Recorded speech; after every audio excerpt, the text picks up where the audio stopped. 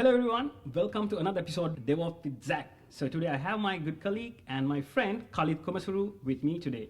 Today we are going to talk about Web3, which is a really awesome topic these days everyone is talking about. So a little bit about Khalid. Khalid is a senior software consultant at Palo Alto, Singapore, and he's a serial entrepreneur. And we both always have nice discussion about techie stuff, movies, obviously some foods, and we do outings and hikings and stuff. So I was thinking always that have a good chat with colleague and have a session recorded. So Khalid, welcome to DevOps with Zach. How are you doing? I'm doing well. Thank you so much for having me here. Yeah, I'm more than happy. Today we are going to talk about Web3, which is like a very interesting topic. Everyone is talking about Web3. So I thought of it to give introduction about what is Web3 and what are the difference between Web3 and Web2, maybe Web1. So yeah, we can start it. All right. So let me start with a question. I know you collect a bunch of gaming collectibles, a ton of those magic cards and things like that. Money. Absolutely. How would you think if you can buy M virtual? You mean the collectible and the cards, virtual? Yeah. I would say I'll be more than happy, and my wife too, because my room is pretty much stuffed with those stuff. So it's very physical, it's taking so resources. Yes, I'm more than happy. All right. So say you want to buy it right now. Say Disney or Marvel release their own gaming collectibles. What stops you? What are some of your concerns right now? If they release something with Web2, what are your concerns? So first thing, if I'm going to spend a lot of money, so I'll check if it's real legit to go and buy authenticity of the product. It can be a fake product in the market. So I just go to a lot of maybe Reddit and go to a lot of forums and check whether this is a real product. So yeah, I had to do some homework too before I go and buy those things. That's exactly the problem that Web3 is resolving. Oh. Because Web3, it's all about having an identity. So that's essentially what is missing in Web2. If you look around, there are a lot of companies out there just functioning as Web2. What they do is they have everything quite centralized. They have their own central database where they keep their data. So to prove authenticity, it's difficult because they're just one party, right? Yeah. So what this Web3 is trying to do is through decentralization, is trying to democratize the process of storing data. Okay. Say, let's take this old example that we took with Disney, right? Say Disney released some virtual gaming collectible. With blockchain, you can trace the entire history from the creation time, who it actually transferred, and all that track record. So the previous owners even? Absolutely, yeah. And from there, you can see the history and the prices that it's been sold to. So you have that authenticity. So that's the essential problem that Web3 is solving. There's a bunch of other use cases which will take so much time, but I think to summarize the entire concept, it's about having a digital identity. So and verifiable digital identity. Yes. So this thing going to be a solution for the people like us, especially the geeks. A lot of into those who are collecting stuff. Yes. Okay. If I ask you something, for example, the Disney, so they are giving some kind of serial code or certificate to authenticate that this is our product. So it's available in Web2. Yeah. So the current version of Web3 isn't really Web3. Okay. Even though people like to call it, it's not really Web3. So because there's so much data that lives outside the chain. Okay. So that this is not inclusive of all the projects I'm talking about, but probably at least 95 to 99% of the projects are 2.5. Really? There's majority of the logic that sits outside from the blockchain and where you have such a tiny business logic lives in blockchain. Yeah, right now, the traveling mechanism is, of course, Web2. But when it comes to Web3, it's going to be the real form of Web3 is going to be on the blockchain, pretty much. Okay. Yeah. Let's talk about, so you're a software engineer. So what I do, I enable DevOps, right? So we both kind of work together. What are the potential things for a software engineer? So let's assume that we are going to build a Web3 application for another maybe a marketplace or something like that. So is there anything like a rocket science that you have to learn something new, or just any tools already exist in the industry that you can easily catch up and you can learn yourself? Yeah, there's no rocket science. Yeah, especially at our line of business, it's all about having that strength to research and learn. So it pretty much applies here as well. When you think about the DevOps side of things, of course, it goes as pretty usual because, I mean, it's an extremely fast area. I mean, you see projects popping out here and there for like within a number of days. So like projects popping out quite fast. So speed is quite the moat with Web3. In order to have the speed, you need to be able to have enough resources to back that, to be able to, from the place of like when you like do things on locally, like from there to get it out, you need to deploy to some kind of a cloud. So you need to think of your DevOps strategy right at this, just all the other projects. It's the best time to do, like best time to think of DevOps is right at the start. That's what I traditionally do. Like before even I start coding anything at all, what I do is I just coming up with the scaffold and then get the CI/CD set up, and then like you basically develop it from there. So it's not like you sit somewhere and code for months and then think of DevOps. That's not how it's gonna be, because if you go on like that, you're gonna lose because it's extremely fast. Projects popping out. So think of DevOps first. Get your pipeline set up and all that from the get-go, and start developing your application. Yes, so I totally agree with that. So in DevOps, we are saying that our main purpose is deliver the product in high velocity to the market. It can be any kind of product, because your competitors are there. So if you're not taking the head first, so you may lose in the industry. So I totally agree with that. So when you're talking about technology, yes, we're talking about CI/CD. Maybe the pipeline can be scanned. We use the security scans to check the vulnerabilities and the delivery. Then we talk about the CD part and the deployment. So many methods are there. So when we're talking about Web3, are the same stack that we are going to use? For example, if it can be a serverless infrastructure, it can be a containerized platform. Maybe we can, in containerized, we can deploy in Kubernetes. When you talk about cloud native, these tools, right? It is really cloud natively helpful to, like you said, the delivery of project to the industry in DevOps in overall, or else are you expecting more tools, something like new tools to do it very fast? Sure. Yeah, I think like with the Web2 aspect of it, right? I mean, Web3 is of course an inclusion of Web2. Yeah. The Web2 aspect of it, getting out your React project and all the other elements, just as I said before, right? There's a bunch of data that sits outside the chain. So for those data, you're going to have a database. It's going to be like just as an old project. So for those stuff, with the nature of these projects, that totally would depend on it. Let's say some NFT project, right? If you can build up your audience like beforehand, you can get an idea of what to expect, how this traffic is going to be like. But if it's something that you plan on, that say like you're building something groundbreaking, right? Of course there's going to be traction. So if that's the case, I would, for the non-blockchain related part of the application, I would suggest go with containerization rather than serverless, because then you get more visibility. These things that there was a couple of times that there's this project called Cool Cats, it broke their website quite a number of times. They couldn't host their minting event. That kind of gotten delayed over 2 to 3 weeks. So if something like that happens, some actually do it as a bit of a marketing campaign as well, saying we got so much traction. But behind the scene, if your platform actually broken because of something related to your servers, of your infrastructure, then the credibility goes down.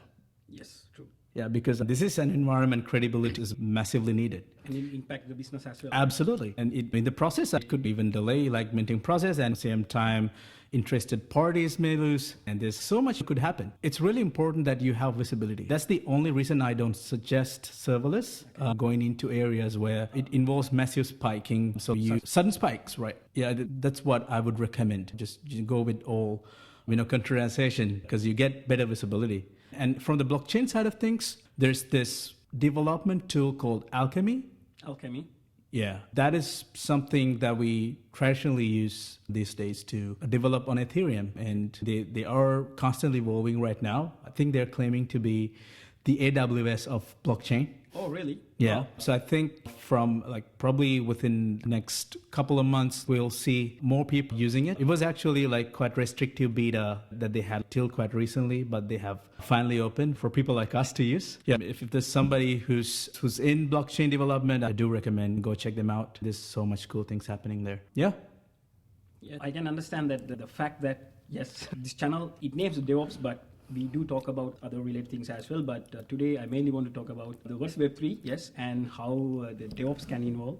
So what I can take from this, your answer is that it can be involved with anything, the DevOps, yes. So from the beginning, your transformation should be started, not in the end. Correct me if I'm wrong. So what you mean is you do the skeleton first, or the CI/CD first commit to your delivery, the CD part, then you start your coding.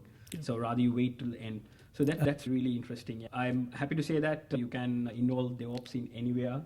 So it's a day-to-day thing now. It's better to start from the beginning to the end of your CD. And yes, it's always I talk about this, not a tool, it's a practice. So keep the good practice like Khalid was mentioning. So it's better to, then you won't will have any failed product or product tools maybe. Yeah.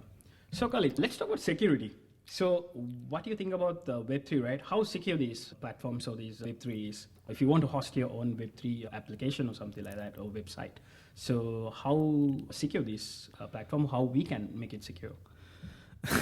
That's a very controversial topic, Zach. Because I don't think we have achieved the maximum potential in terms of security in the field yet. As I was saying before, the notion of Web3 is quite new. So there's quite a lot of development is already happening. A lot of developers are trying to make it safe. But of course, there are a certain number of vulnerabilities, that have costed some people quite a lot of money. So I think this happened like quite a few months back. There was one currency. I don't know if you could remember it. Yeah, I can't recall the currency, but due to some major form of vulnerability, it just lost everything that they had earned. And something like that could happen, but not saying it happens on a daily basis. Yes. But there are certain number of vulnerabilities I think that's quite common, like everywhere, right? Yes. That's something that we can eliminate. Totally. Yes. So when you talk about the reliability, even the major sites can go down. GitHub, right? So like you remember that there's a major outage. So yes, so anything can go wrong. Sure. Yeah, that's the name of the game. It's still new. There's quite a bit of improvement that must happen. So I'm not denying that, but I like that. But yeah, there's quite a bit of improvement that's needed. So let's talk about your little secret. I know that you have a couple of projects that you're doing. You already shared with me a couple of things. I was like, I gave this wow face. Let's talk about one of your projects. You know that Metal is, right? So can you tell the audience that, okay, how did you come to this project? What are the main reason to you build this? Obviously, there should be why you build it, right? Then the technical side of it, from your first commit to the delivery, how did you host it by yourself? You did your development part, your DevOps enabling part, and the security and the queue, everything you done yourself. So I would love to know about that. Yeah. As soon as I heard the notion of things about decentralization, right? And I was fascinated by the entire notion, by the way. So I was just trying out different things. At the first go, I didn't understand shit. Everything was like, people were saying mint and blockchain, pushing transactions and things like that. That all sounded like very geek to me at the time. But when I started getting a hang of it, like when I started understanding the basic concepts, I started by trying out several small things. I used some third-party libraries out there, tried exploring the code and see what's going on, which at the beginning I still didn't understand shit. But as I started looking into the projects, then I started getting a hang of it. So then I thought, what's the best way that you can learn? It's by doing, right? It's not by reading. It's not by listening. Yes. It's by doing. So I started coding. So I started with a little foxy NFT collection called Cyber Foxes. It's a bunch of foxes that sits on the blockchain. Yeah, I just did it with my wife, and yeah, I learned a lot from it, like from the start to end, how you would do it and how would you come up with a smart contract, things like that. Learned quite a bit from that. And also there was a massive side that I experienced. It's building an audience, which I haven't done before. Because the norm is to come with your product first and then market it. But now it's different, especially around Web3. You tend to build your audience first, see their intentions. They call this minimum viable audience. So you build your minimum viable audience, and then you start building your application. So you show your idea, Okay. and then you gather your fans, and then putting it out there.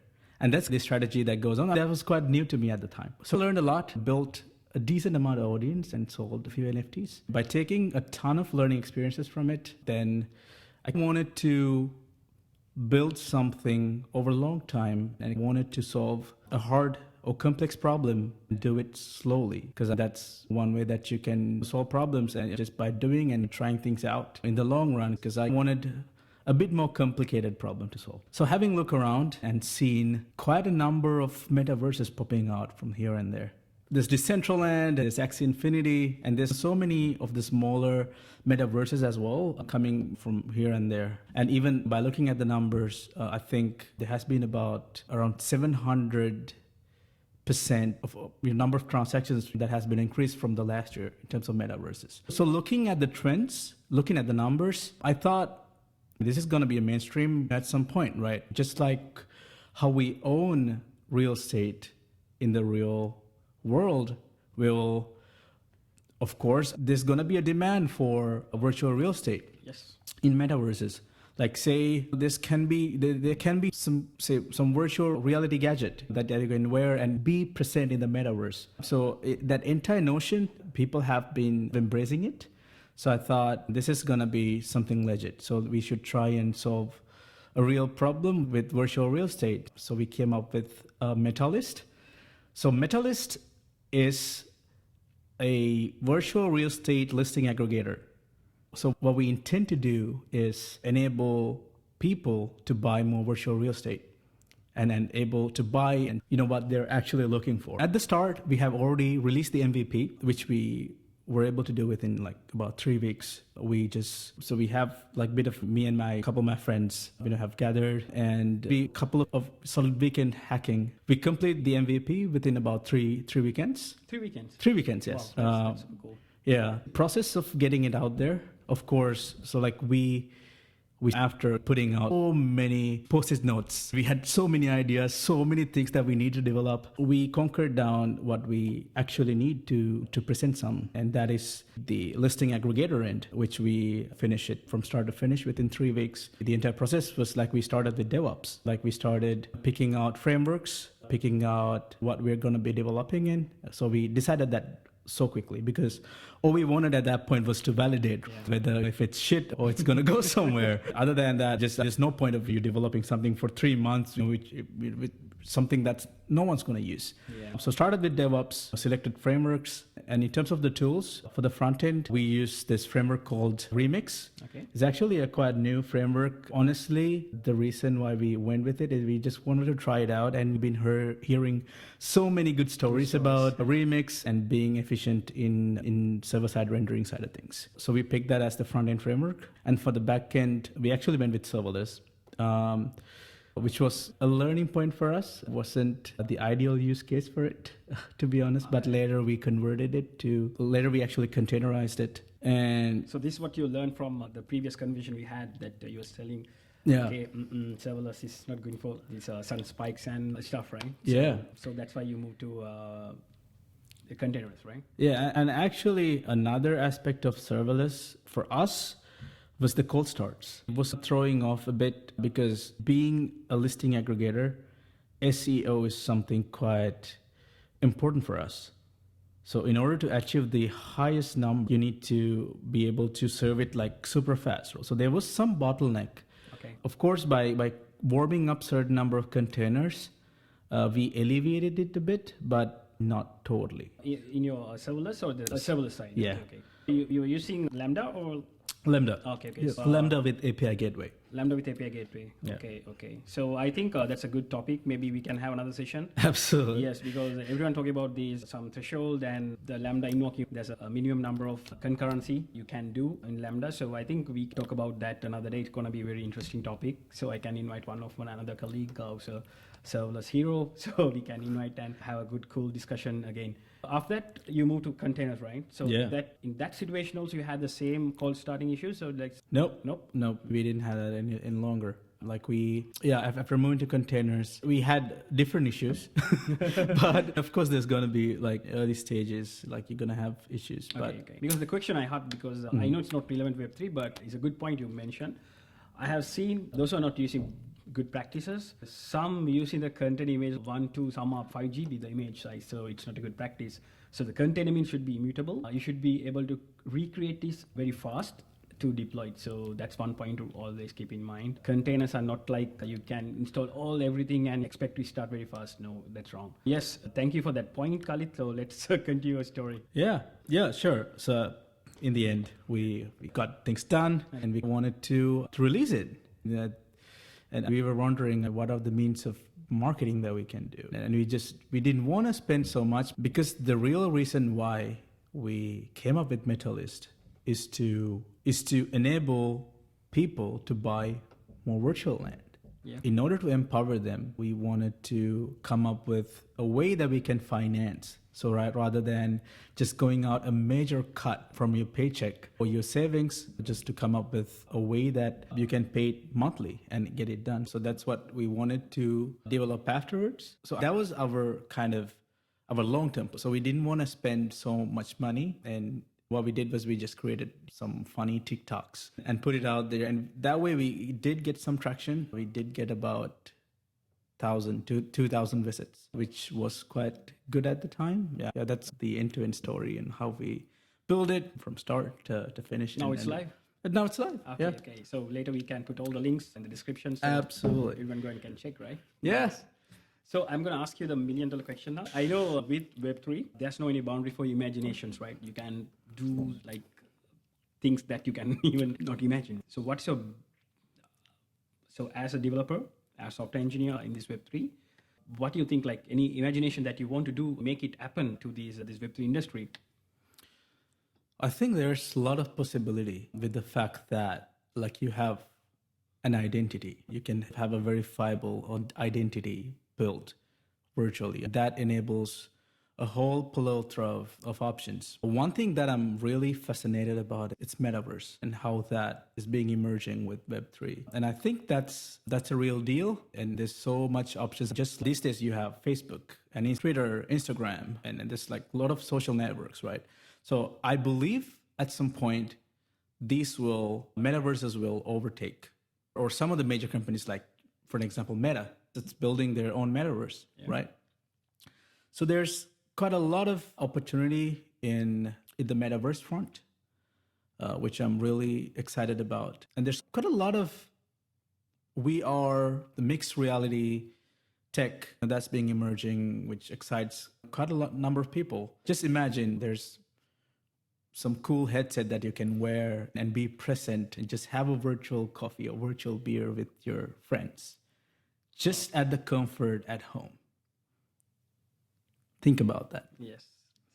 That'd be so cool. Cool, yes. So yeah, a lot of companies nowadays, they're solely into give more immersive experience from virtual reality and mixed reality, just trying to like bridge the two. And there's so much research going on right now. Yeah, that's one place I would definitely put my money on. And even other than that, like even recruiting, there's serious potential there to being able to sort of validate your authenticity of your certificates.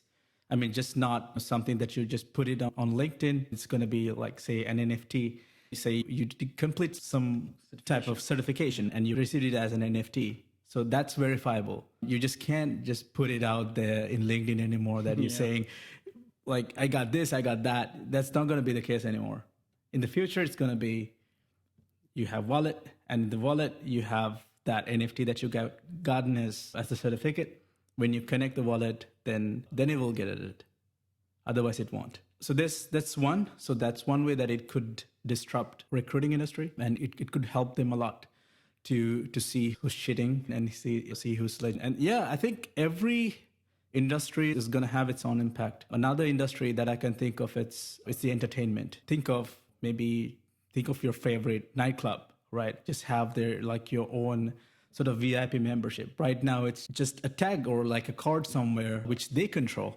Say you have it as an NFT and you can resell it when you don't need it. Yes. So then it becomes in a way an asset. If that's something quite rare, say for a certain exclusive club, you only can accept a certain number of people, say 10 people, and then you're going to issue 10 NFTs. And when you don't need that, you can resell it. How cool would be that? And you have a record also, right? So yeah, second user, the third user, the fourth user, so go on, it's never ending. There's so many options, man. I'm just fascinated about this. I think within coming years, there's going to be more and more use cases coming up. I know there's quite a bit of noise about this is being a fad and then not something it's not going to be there within 5-10 years. I think there's a lot of noise coming from in terms of energy efficiencies and stuff, which the developers are massively working on it right now to make it efficient. I think it's still early stage. Please give them some time to make things more efficient. I think it's going to help us in the future.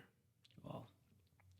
So today we learned a lot about this, the metaverse, so many new things. It's pretty fascinating, huh? So I was imagining a few things while you're saying about these things. Okay, I could have done this, I could have done that. So the industry is there, so you can go and try. So Khalid mentioned later, I'll put all the links and related resources you can learn. And if any questions, you can ask. So Khalid will be more than happy to answer your questions later. Thank you so much, Khalid, to join with me today. So I hope to have you here again with another episode, like I mentioned before, so we can do another awesome chat. Thank you so much for having me again. So that's the end of this session today. We really had a good chat with Khalid. Thanks him again. And we'll see you with another episode with DevOps with Zach. Bye-bye.